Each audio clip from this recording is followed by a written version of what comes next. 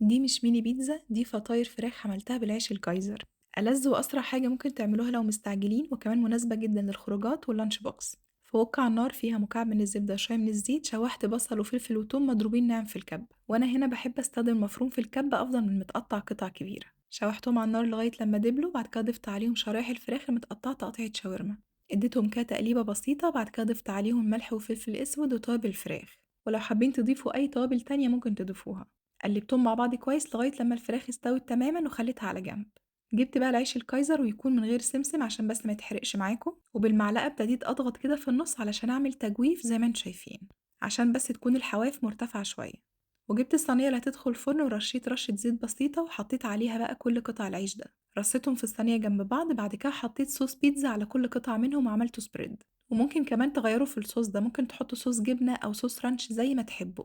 ابتديت بقى أوزّع قطع الفراخ على كل رغيف منهم، وطبعًا الحشوة دي اختيارية تمامًا، ممكن تحطّوا أي حاجة عندكم، ممكن لحمة مفروم زي ما تحبّوا، وآخر حاجة حطيتها على الوش جبنة موتزاريلا. دخّلتها بقى على فرن ساخن مسبقًا على درجة حرارة 180، وتكون كمان الشواية مفتوحة، مش هتاخد أكتر بالضبط من 10 دقايق لربع ساعة، أول بس ما تاخد crust من تحت كده مقرمش والجبنة كمان تسيح. وصفة سهلة وبسيطة وهتنفعكم في حاجات كتير، ومتأكدة إنها تعجبكم. هاستناكم تجربوها بطريقتي، ولو عجبتكم وصفة النهارده ما تنسوش اللايك والشير.